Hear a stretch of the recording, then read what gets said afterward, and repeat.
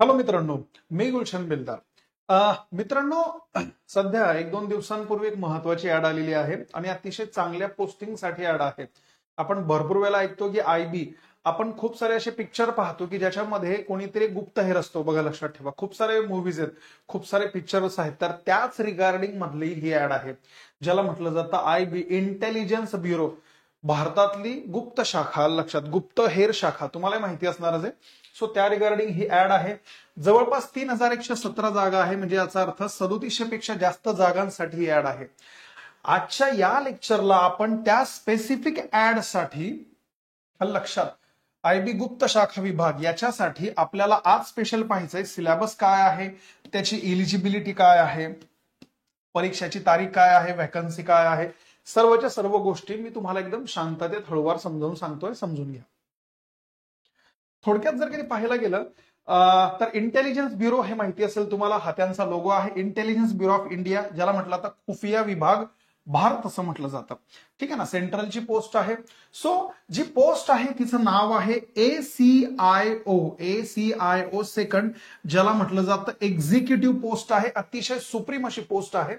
पगार जर कधी पाहिला लेकरांनो तर पगार आहे 50,000, राऊंड फिगर केलंय, लक्षात ठेवा, 44,046 रुपये पगारापासून. तर त्या पगाराची जी रेंज आहे तर ती आहे 1,42,000 म्हणजे याचा अर्थ 1.5 लाख रुपयापर्यंतचा पगार आहे. अतिशय सुपर डुपर अशी एखादी पोस्ट आहे की जी खूप सुंदर पोस्ट आहे. सो याच्या रिगार्डिंग सगळ्याच गोष्टी, आपण भरपूर परीक्षांची तयारी करतो, लक्षात ठेवा. मी दरवेळेला मुलांना सांगत राहतो की तुम्ही बाकीच्या एक्झाम्सकडे सुद्धा थोडंसं त्या अनुषंगाने लक्ष द्या. ठीक आहे ना, तुम्ही कमी नाहीये, तुमचा अभ्यास खूप चांगला आहे. सो त्या अनुषंगाने आता महत्वाचं काय, ही कोण कंडक्ट करतं, ही कंडक्ट करतं राजांनो मिनिस्ट्री ऑफ होम अफेअर, ज्याला म्हटलं जातं MHA, ministry of home affair. यांचं स्वतःचं पोर्टल आहे, मिनिस्ट्री ऑफ होम अफेअर यांची स्वतःची वेबसाईट आहे. या वेबसाईटला जाऊनच तुम्हाला फॉर्म फिल करायचा आहे. सो आपण थोडक्यात पाहूया की जे नाव आहे पदाचं, तर ते पदाचं नाव काय आहे, असिस्टंट सेंट्रल इंटेलिजन्स ऑफिसर, ज्याला म्हटलं जातं ACIO. लक्षात, ग्रेड सेकंड एक्झिक्युटिव्ह, लक्षात, एकदम सुपिरियर क्रीम अशी पोस्ट आहे, ज्याला मराठीमध्ये म्हटलं जातं सहाय्यक केंद्रीय गुप्तचर अधिकारी, ग्रेड सेकंड, लक्षात ठेवा.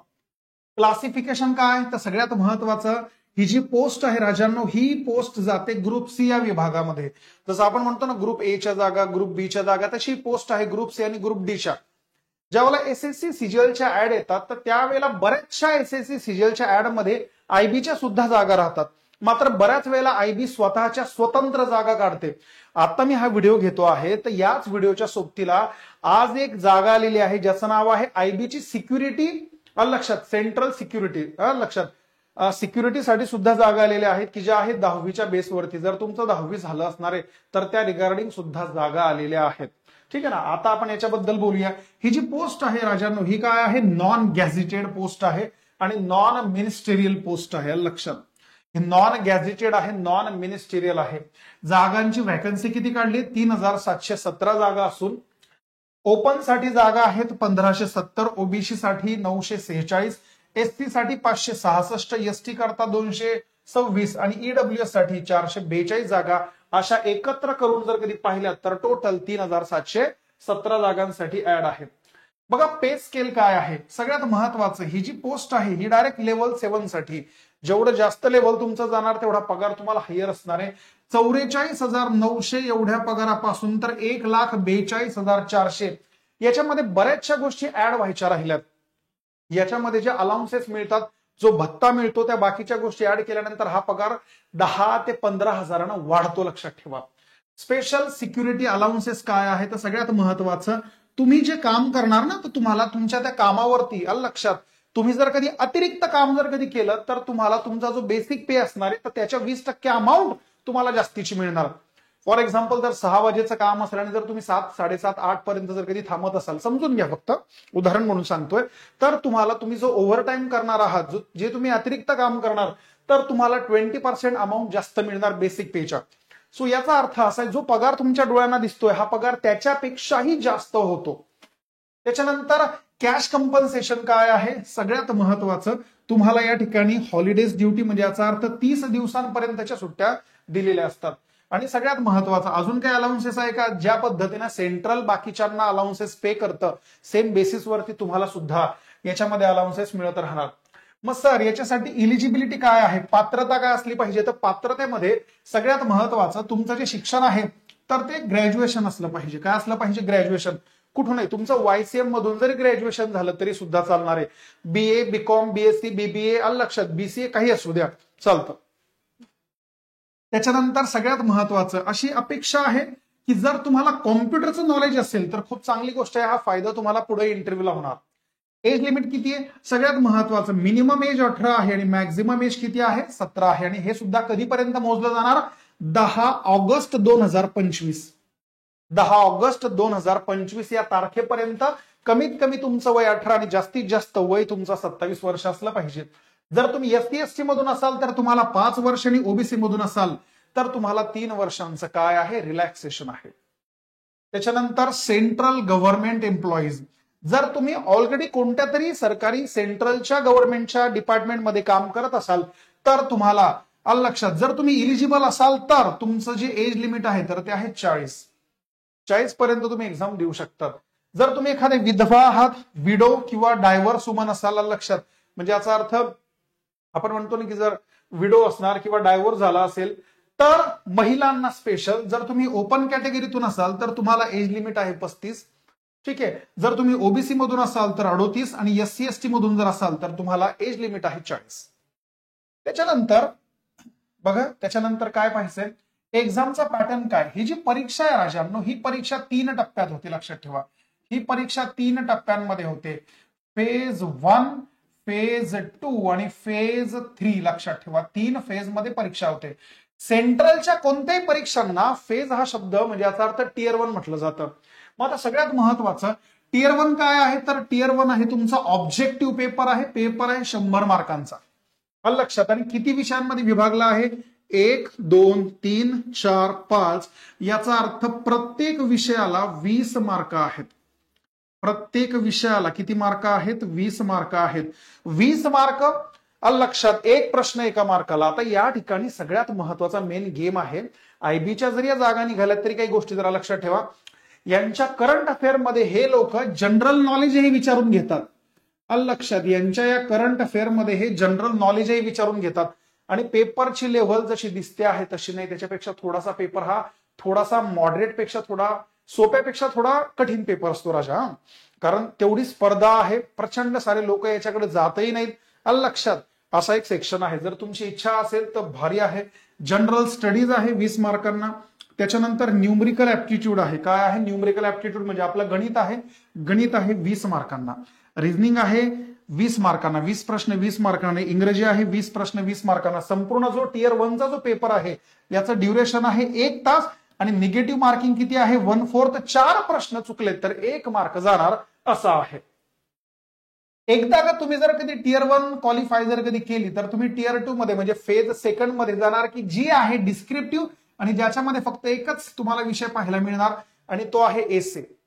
हा जो पेपर होणार आहे या पेपरचं जे माध्यम आहे, हा जो पेपर आहे या पेपरचं जे काही माध्यम असणार आहे तर ते इंग्लिश आहे आणि दुसरं म्हणजे हिंदी. हे दोनच माध्यम आहे. याच्यामध्ये मराठी हे माध्यम याच्यात दिलेलं नाही कारण हा सेंट्रलचा आहे. मराठी माध्यम दिलेलं नाहीये. हा मग याच्यामध्ये जो पण एसे तुम्हाला विचारला जाणार आहे इंग्रजीचा तर तो 20 मार्कांना असणार आहे.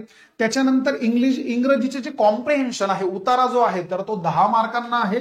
आणि लॉंग अँसर लक्षात. तुम्हाला इंग्रजीशी रिलेटेड काहीतरी लॉंग अँसर द्यायचे ते लिहायचे. तर त्याच्यातला एक प्रश्न 10 मार्कांना म्हणजे 2 प्रश्न 20 मार्कांना. 20 आणि 20 40, 40 आणि 10 50. याचा अर्थ हा जो टियर 2चा पेपर आहे हा टोटल आहे 50 मार्कांसाठी आणि त्याला टाइम तुम्हाला दिला जाणार आहे 1 तासाचा.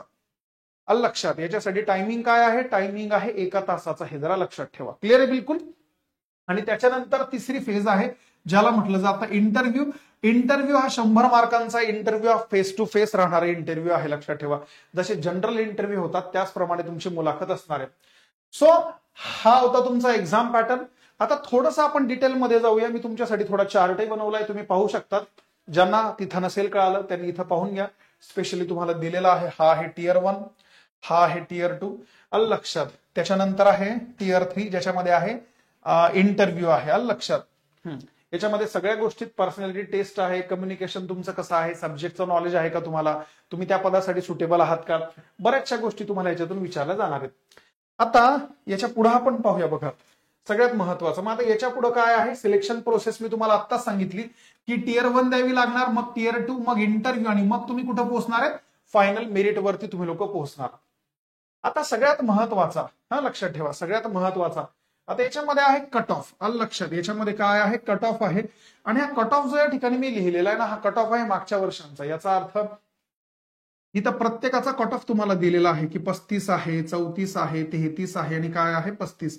हा जो कट ऑफ मी तुम्हाला बोर्डवर सध्या सांगतो आहे, हा याच्या आधीचे जे पेपर झाले तर त्यांचा ऍव्हरेज कट ऑफ आहे, लक्षात ठेवा. याच्यामध्ये हा कमी जास्त असू शकतो. आता शॉर्ट लिस्टिंग कसं करणार हे लोक, तर शॉर्ट लिस्टिंग करण्यासाठी काय रूल आहे, सगळ्यात महत्वाचा, जेवढ्या व्हॅकन्सीज आहेत त्याच्या 10 टाइम्स, आलं लक्षात. म्हणजे याचा अर्थ जर समजा 100 जागा असणार आहे तर त्याच्या 10 पट, याचा अर्थ 1000 लोकांना हे कशामध्ये निवडणार आहे, टायर 2 ला निवडतील. 1000 लोकांना हे टियर 2 मध्ये निवडणार, लक्षात ठेवा. आता जर समजा 1000 लोक आले तर या 1000 लोकांची परीक्षा घेतली जाणार आणि त्या परीक्षांमधून ते अशा पद्धतीनं कट ऑफ काढतील की त्या कट ऑफ मधून जेवढ्या जागा आहेत, आलं लक्षात, जेवढ्याही जागा आहेत तर त्याच्या 5 पट लोक घेणार. म्हणजे याचा अर्थ जर 100 जागा असेल तर त्याच्या 5 पट, याचा अर्थ 500 लोकांना बोलवलं जाणार. सो अशा पद्धतीने याचा कट ऑफ आहे, अशा पद्धतीने शॉर्ट लिस्ट केलं जाणार. आणि फायनल जे मेरिट तुमचा लागणार आहे तर ते 3 स्टेजेसशी संबंधित राहणार आहे. टियर 1 पण आहे, टियर 2 पण आहे आणि टियर 3 म्हणजे इंटरव्ह्यू सुद्धा आहे. आणि सगळ्यात महत्वाचं आणि ऍट द लास्ट शेवटी तुम्हाला तुमचे डॉक्युमेंट व्हेरिफिकेशन आणि शेवटचं म्हणजे तुमचं मेडिकल एक्झामिनेशन होणार. तुम्ही स्टार्ट पासून एंड पर्यंत कोणत्याही एका प्रोसेसमध्ये जर कधी कमी पडलात तर डायरेक्ट तुमचा जो फॉर्म आहे, तुम्ही कुठपर्यंत याला असू द्या, तर तो डायरेक्ट तुमचा रिजेक्ट होणार. क्लिअर आहे. आता सगळ्यात महत्वाचा, पोस्टिंग काय, सेंट्रलचे असल्यामुळे ऑल इंडियामध्ये कुठेही पोस्टिंग होऊ शकते, लक्षात ठेवा. आणि ज्या वेळेला तुमच्या सगळ्या गोष्टी क्लिअर झाल्या तर त्यावेळेला तुम्हाला अपॉइंटमेंट दिलं जाणार. ते जे अपॉइंटमेंट आहे हे काय आहे, टेम्पररी असणार आहे. आणि नंतर permanent after the eligibility and verification. एकदा तुमच्या सर्व गोष्टी जर कधी क्लिअर झाल्यात, असं जर त्यांना कधी वाटलं की हा या सगळ्याच्या सगळ्या गोष्टी क्लिअर आहेत, पाठपुरावा ओके आहे, मग तुमचं जे एंट्री असणार आहे तर ती परमनंट असणार आहे, लक्षात ठेवा. मग त्यावेळेला तुम्ही परमनंट एंट्री कराल आयबीच्या सेक्शन मध्ये, आयबी ऑफिसर म्हणून. शेवटच्या महत्वाच्या काय आहेत तर डेट्स पाहून घ्या. शेवटच्या तारखा काय आहेत, 19 जुलैला रजिस्ट्रेशन, म्हणजे 19 जुलैला फॉर्म भरायला सुरुवात झालेली आहे. शेवटची तारीख आहे 10 ऑगस्ट. कुठपर्यंत, रात्री 12 वाजेपर्यंत, 11:59 तुम्ही फॉर्म भरू शकता. चलन पेमेंट जे आहे, लक्षात, डेडलाईन काय दिली त्यांनी, 12 ऑगस्ट. या ठिकाणी सांगून ठेवलंय की 12 ऑगस्ट पर्यंत तुम्ही फॉर्म म्हणजे फीस जी आहे तर ती भरू शकतात. ऍप्लिकेशन फीस किती आहे, ओपन, ओबीसी किंवा ईडब्ल्यूएस पुरुषांसाठी मेल करता आहे 650. त्याच्यामध्ये 100 रुपये एक्झाम फी आणि 550 काय आहे, प्रोसेसिंग फी आहे. त्याच्यानंतर एसटी फिमेल आहे, एससी असेल, एसटी असणारे, फिमेल असणारे, ईएसएम इलिजिबल, लक्षात. मग यांच्या बघा जरा लक्षात ठेवा, हे फक्त पुरुषांसाठी. मात्र कोणते पुरुष, की ज्यांच्यामध्ये जे ओपन मध्ये आहे, ओबीसी मध्ये आहे आणि ईडब्ल्यूएस मध्ये आहे. मात्र यांच्यामध्ये पुरुष आणि महिला दोन्ही आहेत, की ज्या एसटी मध्ये येतात, एसटी मध्ये येतात, महिला आहेत, लक्षात, ईएसएम मध्ये येतात, तर त्यांना आहे फक्त 550 रुपये फक्त प्रोसेसिंग फी आहे. त्यांना परीक्षा फी अजिबात भरायची नाहीये. सो एकंदरीत जर कधी पाहायचं झालं तर परीक्षा जी आहे ही अतिशय छान आहे मित्रांनो, अतिशय महत्वाची आहे. सो हा संपूर्ण आढावा मी तुम्हाला सांगितला आता चालूच आयबीच्या. जर तुम्हाला काही डाऊट्स असतील, डिफिकल्टी असतील तर त्या संदर्भामध्ये आपण डेफिनेटली लेक्चर वगैरे घेऊया. आता तुम्हाला सगळ्यांना एक गोष्ट माहिती असणार आहे की आपण सगळ्यांना म्हणजे आपलं जे आहे इग्नाइटचं स्वतःच हक्काचं आपलं इग्नाइट बँकिंग म्हणून आपण चॅनल सुरू केलंय. आपलं जे चॅनल आहे तर ते काय आहे, ते आहे इग्नाइट बँकिंग म्हणून. इग्नाइट बँकिंग या चॅनलवरती आयबीपीएस शी रिलेटेड आपण सर्व परीक्षांचा अभ्यास करतो की ज्या बँकिंग मधून येतात, लक्षात. आणि हे आम्ही 4 लोक त्या ठिकाणी शिकवायला आहोत, लक्षात. तुम्ही ज्यांना सगळ्यांना ओळखतात, आपले लाडके अमोल काडेकर सर सुद्धा त्या बॅच मध्ये चालू घडामोडीचं लेक्चर वगैरे घेतात, लक्षात. आता सगळ्यात महत्वाचं काय ना, की तुम्हाला कळत असणार आहे की आता जितक्याही परीक्षा आहेत त्या सर्व परीक्षा बऱ्यापैकी आयबीपीएस कंडक्ट करतं. आणि आपले मुलं आपल्या मुलांना आयबीपीएसच्या एक्झामला टॅकल कसं करायचं, सोडवायचं कसं हे माहीतच नाही, लक्षात ठेवा. सो या अनुषंगानं जर थोडक्यात जर कधी पाहिलं तर हे सर्वच्या सर्व लेक्चर्स तुमच्यासाठी आहेत. स्पेशली त्यासाठी आपली बॅच आहे मित्रांनो, आणि ती बॅच आहे उडान बॅच. ही बॅच जी आहे ही आपली 21 जुलै पासून सुरू झालेली आहे, 21 जुलै पासून. मात्र सध्या आपल्या युट्यूब वरती आपलं जे इग्नाइट बँकिंगचं जे युट्यूब चॅनल आहे त्याच्यावरती आम्ही लोक सर्वच्या सर्व डेमो लेक्चर घेतो आहे. हे डेमो लेक्चर गुरुवारपर्यंत तुम्हाला पाहायला मिळतील. गुरुवार, आलं लक्षात, गुरुवारपर्यंत पाहायला मिळणार. आणि मग शुक्रवार पासून जे आहे हे फक्त ऍप मध्ये लेक्चर चालतील. सो ज्या ज्या विद्यार्थ्यांना खरोखर असं वाटतंय की हा सर मला थोड्या काही मार्कांना माझी पोस्ट जाते आणि मला मार्क पाहिजेच आहे, तर त्यांनी डेफिनेटली बॅच मध्ये सहभाग घ्यावा. कारण बॅचची फी सुरुवातीला आहे, स्टार्टिंग आहे, म्हणून लेकरांच्या म्हणण्यानुसार आपण फीज ठेवलेली आहे फक्त 999. भविष्यामध्ये ही फीज किती होणार आहे हे माहिती नाही, लक्षात ठेवा.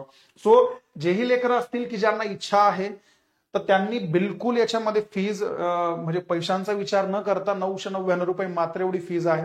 जर तुम्हाला वाटतंय की सर आम्हाला बँकिंगच्या परीक्षा सुद्धा द्यायच्या आणि मी पास होणारच आहे, आलं लक्षात, आणि खूप सोपं आहे, खूप साधं आहे, अवघड वगैरे काही नाही. सो प्लीज एनरोलमेंट वगैरे करा. आणि शेवटचं, रोज आपण काय करतो, रोज आमचे हे लेक्चर डेली युट्यूबला फ्री लेक्चर चालतात. हे जितकेही लेक्चर आहेत हे युट्यूबचे फ्री लेक्चर्स आहेत, जे आम्ही 4ही शिक्षक रोज शिकवतो डेली. कसं आहे टायमिंग, हे नरेंद्र सर आहेत, आलं लक्षात, नरेंद्र सर आहेत, नरेंद्र सिंग म्हणून नरेंद्र कुमार सर. हे रोज सकाळी 9 वाजता तुम्हाला द हिंदूचं जे एडिटोरियल असतं हे शिकवतात, की ज्याच्यातून तुमचं इंग्रजी ग्रामर असणारे शब्दसंग्रह आहे आणि रिडिंग कॉम्प्रिहेन्शन आहे, हा भाग मोकळा होतो, क्लिअर होतो. त्याच्यानंतर आहे आपले अमोल गाडेकर सर, की जे रोज सकाळी 10 वाजता चालू घडामोडी की ज्या बँकेशी निगडीत आहे, बँका काय आहे, बँका कुठून आहे, बँकांचं चलन सध्या काय आहे, बदलतं स्वरूप काय आहे, या सर्व गोष्टी अमोल गाडेकर सर शिकवतात. माझं लेक्चर आहे रात्री 8 वाजता रोज, मी घेणारे रिझनिंग म्हणजे बुद्धिमत्ता, आणि माझ्या नंतर 9 वाजता आहे मकरंद सरांचं लेक्चर की जे घेणारे गणित 9 वाजता. सो अशा पद्धतीनं जर तुम्ही आपल्या इग्नाइट बँकिंगला सबस्क्राईब केलं नसेल तर निश्चितपणे सबस्क्राईब करा. तुमचे काही मित्र असतील की ज्यांना बँकिंग करायचं असेल तर त्यांना सजेस्ट करा. तुमच्या हक्काचा आहे, स्वतःचा आहे, लक्षात ठेवा. सो या संदर्भात काही डाऊट्स किंवा काही अडचणी असतील तर डेफिनेटली मला मेसेज करा, कमेंट बॉक्समध्ये लिहा, आपण त्याबद्दल सविस्तर चर्चा करूया. सो सगळ्यांचं पुन्हा एकदा सगळ्यांना थँक्यू. चला बाय मित्रांनो.